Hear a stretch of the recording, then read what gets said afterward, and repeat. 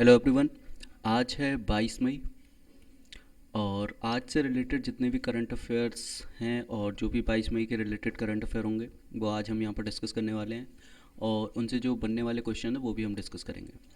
सो आज का जो पहला क्वेश्चन है वो है, हाल ही में आयुष्मान भारत योजना के क्रियान्वयन में किस राज्य को पहला स्थान मिला हुआ है। तो हाल ही में केंद्र सरकार के द्वारा आयुष्मान भारत योजना शुरू की गई थी, जिसमें राज्यों को स्वास्थ्य केंद्र और स्वास्थ्य व कल्याण केंद्रों की स्थापना करनी थी, जिसमें कर्नाटक ने पहला स्थान ग्रहण किया। तो इसका जो पहला ऑप्शन है वो सही है, कर्नाटक। कर्नाटक ने इस रैंकिंग में पहला स्थान ग्रहण किया है। कर्नाटक ने 31 मार्च तक जो है 3300 केंद्र अपने सीमा क्षेत्र में स्थापित कर लिए थे। 3300 केंद्र जो कि स्वास्थ्य और कल्याण केंद्र से संबंधित थे, ठीक है। और इसमें कर्नाटक को 95 में से 90 पॉइंट मिले हुए हैं, जिसके साथ ही कर्नाटक पहले स्थान पर है, ठीक। और इस कर्नाटक के द्वारा 11,595 केंद्र जो कि HWC थे पहले, उन्हें अपग्रेड किया गया है। और यहाँ पर मेनली होता क्या है, जो यहाँ पर कल्याण केंद्र स्थापित किए जाते हैं वहाँ यहाँ पर जो वयस्क होते हैं उन्हें परामर्श, ठीक है, सार्वजनिक योग शिविर और ENT के जरिए उनकी देखभाल की जाती है। तो चलिए अगला क्वेश्चन देखते हैं। कर्नाटक के बारे में आपको बता देता हूँ। कर्नाटक में अभी BJP की सरकार है और कर्नाटक के जो CM है वो है BS येदियुरप्पा।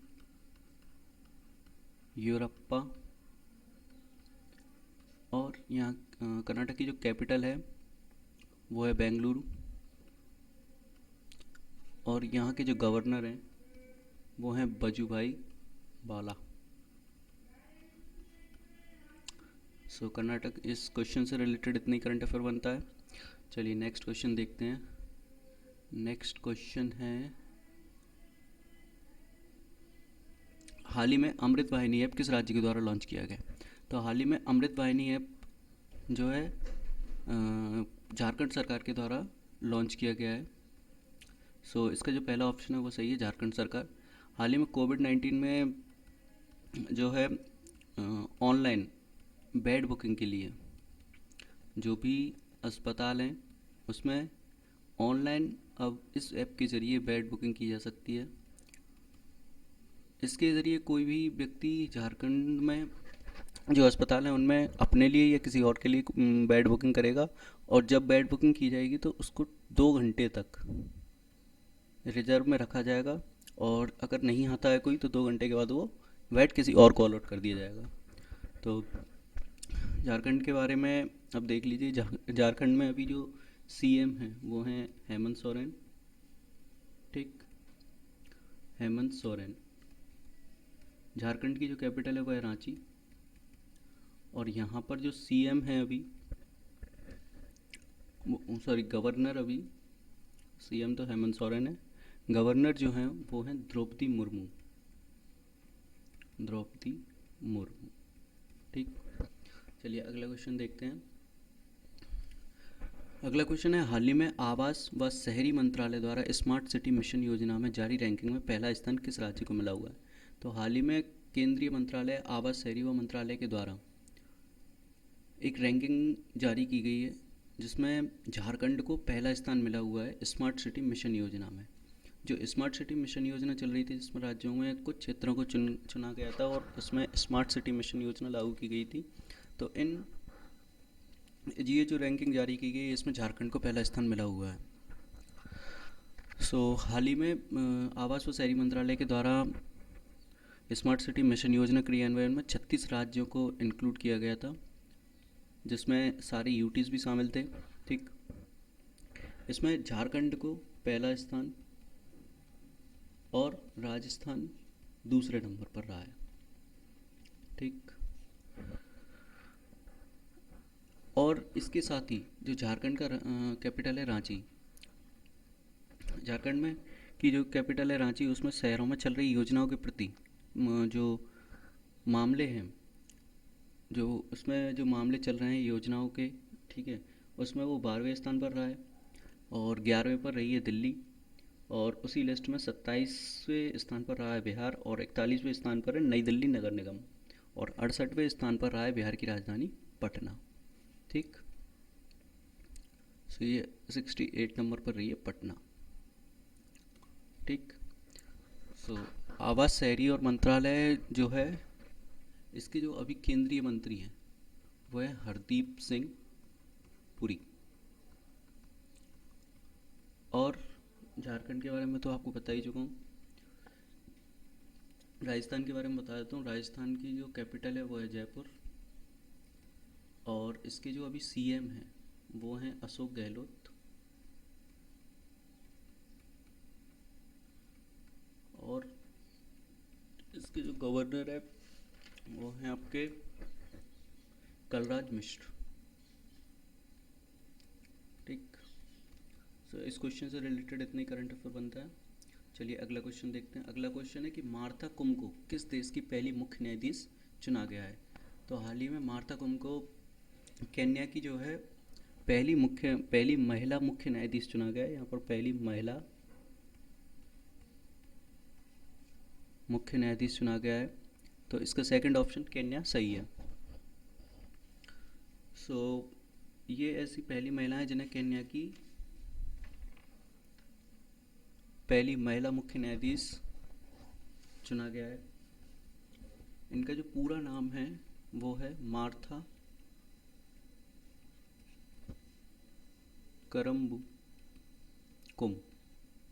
ठीक, ये ऐसी पहली महिला होंगी जो सरकार की जो 3 शाखाएं, केन्या में सरकार की 3 शाखाएं, उन शाखाओं में से एक को संभालेंगी। ठीक, इनकी जो उम्र है वो 61 वर्ष है। और केन्या की जो कैपिटल है वो है नैरोबी। ठीक, और इसकी जो करेंसी है वो है केन्याई शिलोंग। केन्याई शिलोंग। और यहाँ के जो प्रेसिडेंट हैं अभी वो हैं उहूर केन्यारा। उहूर केन्यारा। चलिए इसके बाद अगला क्वेश्चन देखते हैं। अगला क्वेश्चन है आपका, हाल ही में एनएसजी के पूर्व प्रमुख का निधन हो गया, वे कौन थे। तो हाल ही में एनएसजी यानी नेशनल सिक्योरिटी गार्ड के जो पूर्व प्रमुख थे उनका निधन हो गया है, वे कौन थे। तो हाल ही में जेके दत्त। ठीक, जेके दत्त जो कि एनएसजी के पूर्व प्रमुख थे, और इन्होंने जो 26/11 का अटैक हुआ था उसमें जो काउंटर टेरर ऑप्स था उसका नेतृत्व भी जेके दत्त जी ने किया था। तो जेके दत्त जी का हाल ही में कोविड-19 की जटिलताओं के कारण निधन हो गया है। ठीक, कोविड-19 के कारण इनकी निधन हो गया, और ये एनएसजी के पूर्व प्रमुख रह चुके थे, और 26/11 के जो काउंटर टेरर ऑप्स में जो मिशन या जो अटैक उस समय पे हुआ था, उस काउंटर टेरर ऑप्स का इन्होंने नेतृत्व भी किया था। तो ये पश्चिम बंगाल के 1971 बैच के आईपीएस थे। ठीक, 2006 में 2006 में इन्होंने 2006 से 2009 तक की जो है सेवाएं इन्होंने दी थी। ठीक, और इसके साथ ही ये सीबीआई और केंद्रीय औद्योगिक सुरक्षा बल, केंद्रीय औद्योगिक सुरक्षा बल, इनके साथ साथ अन्य संस्थाओं के भी प्रमुख रह चुके हैं।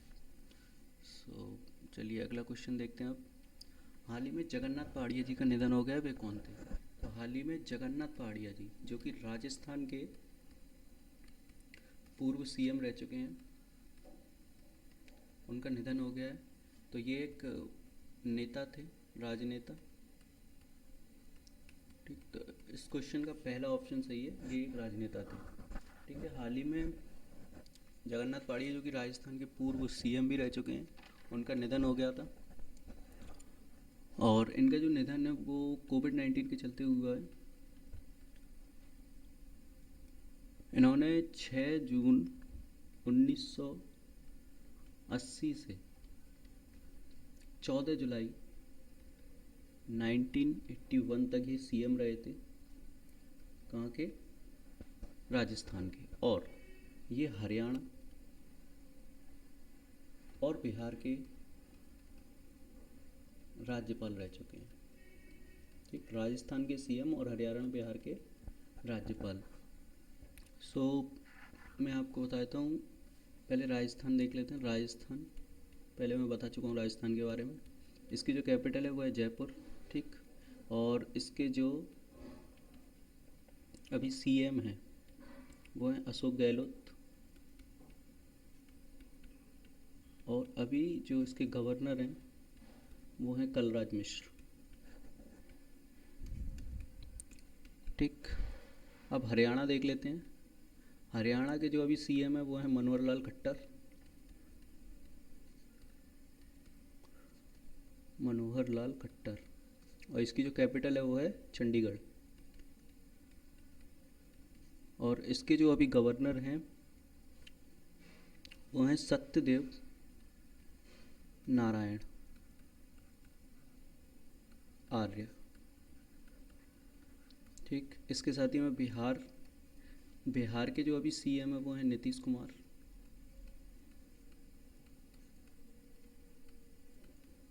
इसकी जो कैपिटल है पटना, और इसके जो गवर्नर हैं वो अभी फागू चौहान है।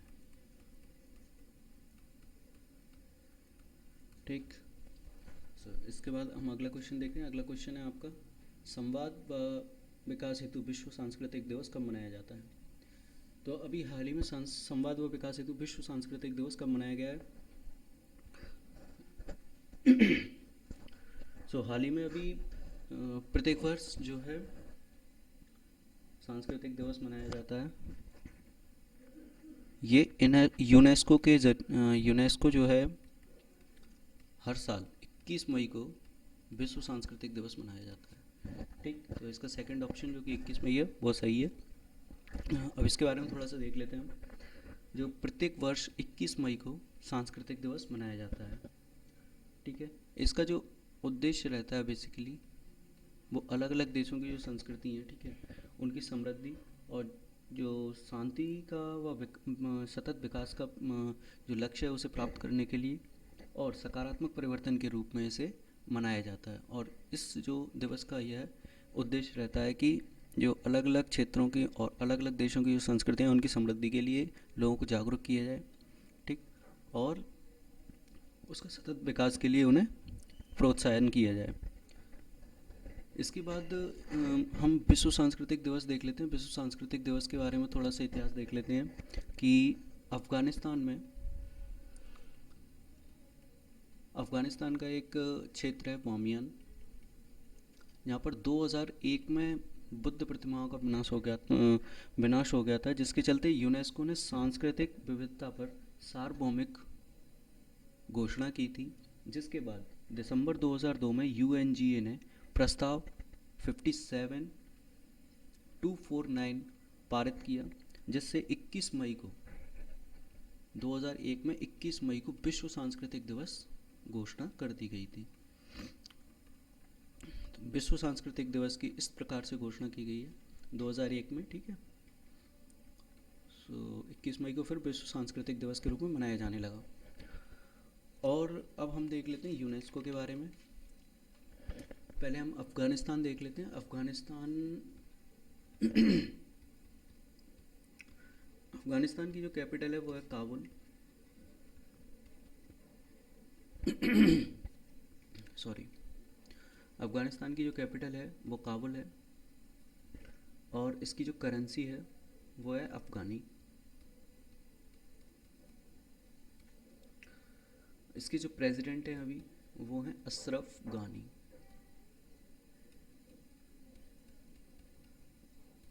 यूनेस्को के बारे में देख लेते हैं। यूनेस्को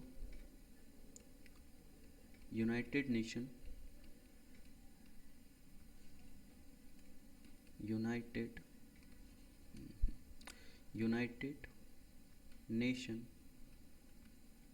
एजुकेशनल, इसका जो फुल फॉर्म है वो कभी कभी पूछ लेते हैं एग्ज़ाम में। तो United Nations Educational Scientific and Cultural Organization. ठीक, इसकी जो स्थापना है वो 1945 में की गई थी। ठीक, इसको 1945 में बनाया गया था और इसका जो हेडक्वार्टर है वो न्यूयॉर्क सिटी में है, न्यूयॉर्क सिटी। ठीक, और इसके जो अभी हेड हैं या प्रेसिडेंट जो हैं वो हैं वॉल्कन वॉस्कर। ठीक, इसके साथ ही हम UNGA जिसने 57-49 प्रस्ताव पारित करके 21 मई को विश्व सांस्कृतिक दिवस बनाया था, उसके बारे में भी देख लेते हैं। UNGA, ठीक, शॉर्ट फॉर्म इसका UNGA है। इसका फुल फॉर्म है यूनाइटेड नेशंस जनरल असेंबली।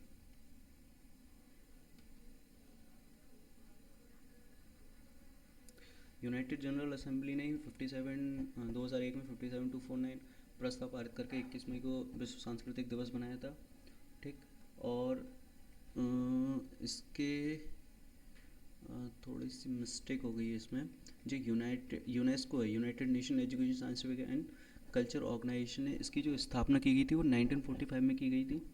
ठीक, इसके जो अभी प्रेसिडेंट हैं या इसके जो प्रेसिडेंट हैं वो वॉल्कन वॉस्कर नहीं, वॉल्कन वॉस्कर हैं आपके इसके UNGA के। ठीक, तो वॉल्कन वॉस्कर जो हैं वो हैं आपके UNGA के वॉल्कन वॉस्कर।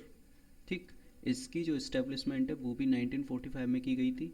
ठीक, इसका जो हेड क्वार्टर है UNGA का वो न्यूयॉर्क सिटी में है। ठीक, सो न्यूयॉर्क सिटी में है इसका, नहीं है ये। ठीक, थोड़ा सा कंफ्यूज हो गए थे इसमें।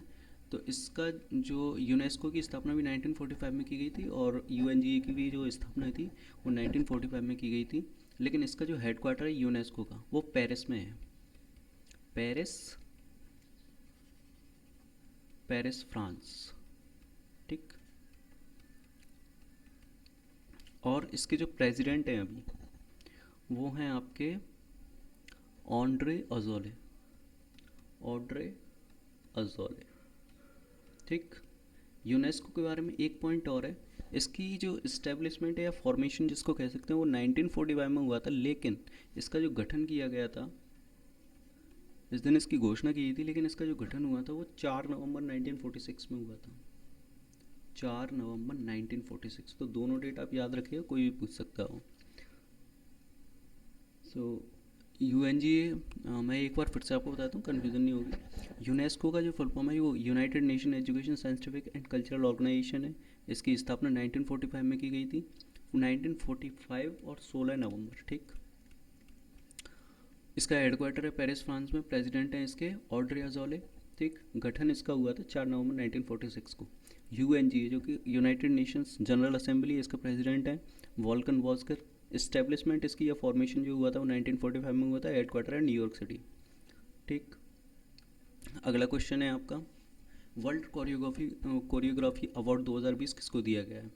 तो वर्ल्ड कोरियोग्राफी अवार्ड 2020 हाल ही में इनके नाम अनाउंस किए गए हैं। तो ये सुरेश मुकुंद हैं जिनको मिला हुआ, और ये इंडिया से हैं। ये इन्हें दिया गया है टीवी, जो एक इंडियन अमेरिकन अमेरिकन जो एक टीवी रियलिटी शो होता है जिसमें कोरियोग्राफी के लिए इनको ये अवार्ड दिया गया है।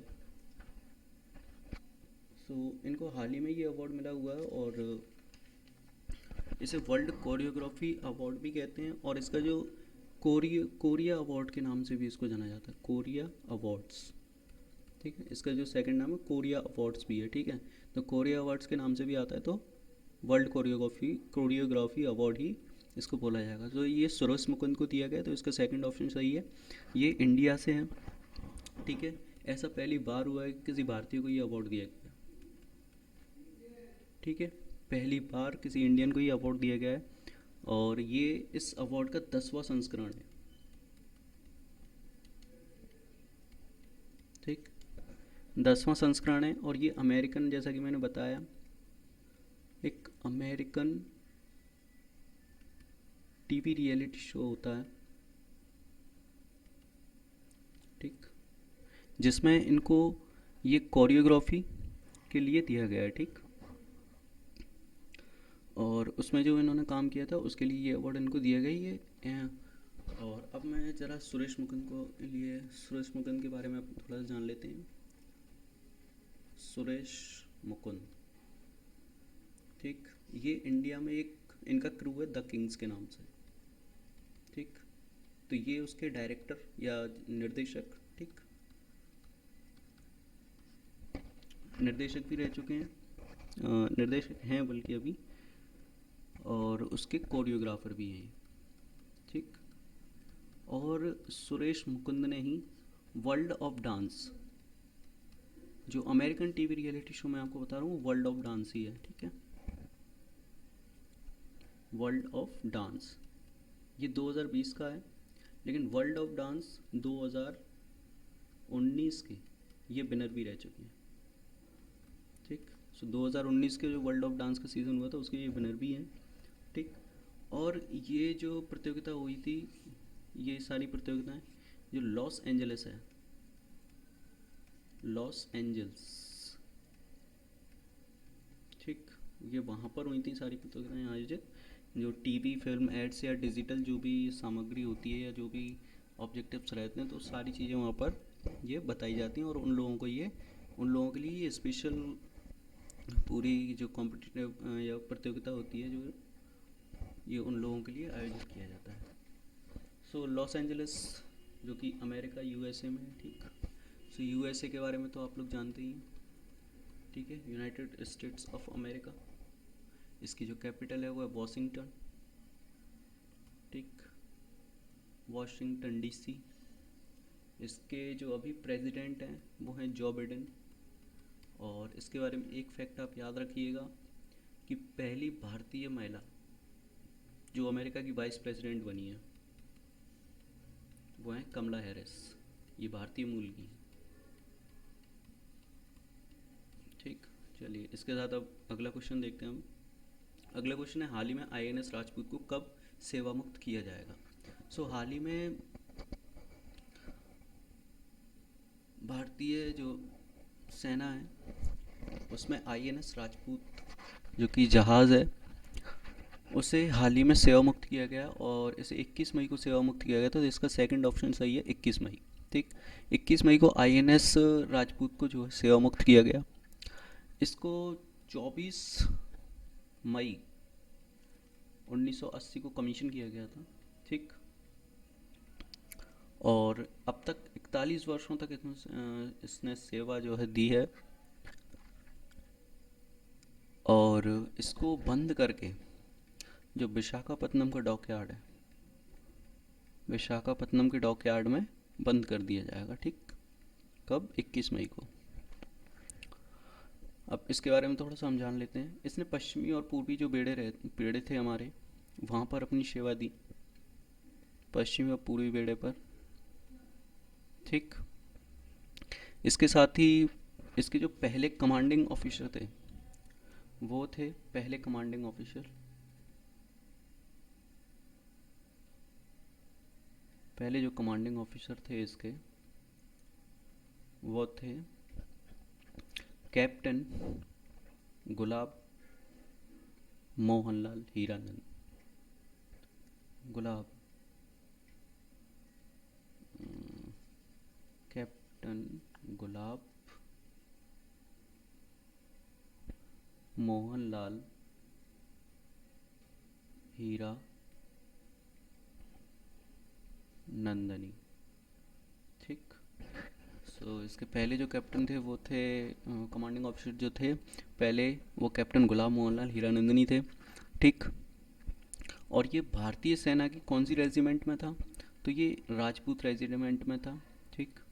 जैसा कि इसके नाम से भी पता चल रहा है, तो राजपूत रेजिमेंट का जहाज़ था, और ये ऐसा पहला जहाज़ था जो राजपूत रेजिमेंट से जुड़ा हुआ था, ठीक है। मुख्य इसके कुछ ऑपरेशंस थे जो कि किए गए, वो हैं आपके अमन ऑपरेशन, अमन ऑपरेशन, ठीक। दूसरा जो है वो पवन ऑपरेशन है, और तीसरा जो है आपका वो कैक्टस, ठीक, एक्सेट्रा। तो हाल ही में आईएनएस को भी सेवा मुक्त किया गया 21 मई को। चलिए इसके बाद अगला क्वेश्चन देखते हैं। अगला क्वेश्चन है कि HO2 पीई कार्यक्रम किसके द्वारा शुरू किया गया? तो हाल ही में HO2 PE कार्यक्रम असम में शुरू किया गया है। इसका एक ज़िला है तिनसुकिया। तिनसुकिया एक ज़िला है जिसमें इस कार्यक्रम को हाल ही में स्टार्ट किया गया है। ठीक, तिनसुकिया ज़िला मुझे कंफर्म नहीं, लेकिन असम में ये स्टार्ट किया गया, तिनसुकिया ही है शायद। तो इसको मैं कंफर्म करके आपको बता दूंगा, या फिर मैं जब PDF डालूंगा तो उसमें कंफर्म हो जाएगा। ठीक है। सो असम में ये कार्यक्रम शुरू किया गया और हाल ही में HUL के द्वारा किया गया है।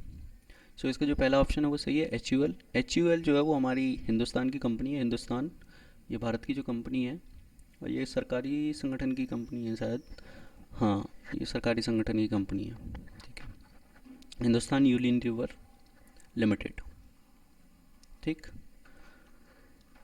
सो अभी हिंदुस्तान यूनिलीवर के इसके तहत हिंदुस्तान यूनिलीवर ने असम में जो है पूरे देश में अगर हम देखें तो 5,000 से ज़्यादा इन्होंने ऑक्सीजन जो सेचुरेटेड थे या ऑक्सीजन सांद्रता के जो उपकरण थे उन्हें एयरलिफ्ट किया।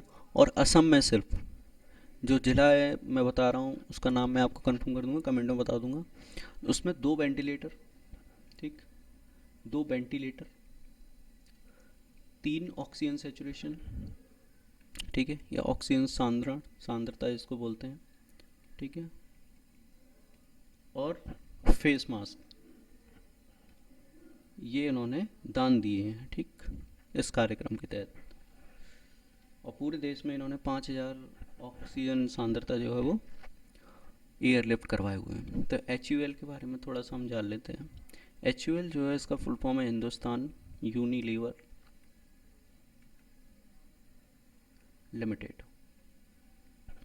ठीक, इसको फाउंड किया गया था 1933 में, और इसका जो हेडक्वार्टर है अभी वो है आपका मुंबई में। ठीक, और इसके जो अभी आपके CEO वो हैं संजीव मेहता। ठीक, तो अभी हाल ही में HO2PE कार्यक्रम HUL यानी हिंदुस्तान यूनिलीवर लिमिटेड के द्वारा स्टार्ट किया गया है। सो आज 22 मई से रिलेटेड जितने भी करंट अफेयर थे वो मैंने आपको सारे बता दिए हैं। और जो वन लाइनर फैक्ट्स हैं वो मैं आपको PDF में दे दूंगा, जो टेलीग्राम चैनल पर आप ज्वाइन कर लें। सो टेलीग्राम चैनल पर आपको हमारी PDF मिल जाएगी। ठीक दोस्तों, अगर आपको वीडियो पसंद आई हो तो लोगों के साथ शेयर करें, अपने दोस्तों के साथ करें, सारे ग्रुप्स में करें, और जो भी आपके सुझाव वो हमें बताएं कमेंट्स में। और इसके साथ ही हम जो क्विज़ की PDF वो भी आपको टेलीग्राम चैनल पर मिल जाएगी। सो वो मैं आपको लिंक जो है वो डिस्क्रिप्शन में आपको मिल जाएगी। आप चैनल को सब्सक्राइब कर लें और फेसबुक पेज को भी फॉलो कर लें, जिससे आपको आगे की जो वीडियोज़ हैं उनसे रिलेटेड सारी इन्फॉर्मेशन मिलती रहेगी। तो आज तक के लिए इतना ही, और वीडियो को शेयर करें, आप लोग लाइक करें, और जो भी आपके सुझाव वो हमें कमेंटों में बताते रहें। ठीक, और इसकी जो PDF में जैसा कि मैंने आपको बताया टेलीग्राम चैनल ज्वाइन कर लें, उस पर मिलती रहती है। ठीक है, उसी पर अपलोड हो जाएगी, इसका क्विज़ भी वहाँ पर अपलोड कर दूँगा मैं। ठीक, सो आज तक के लिए इतना ही, धन्यवाद।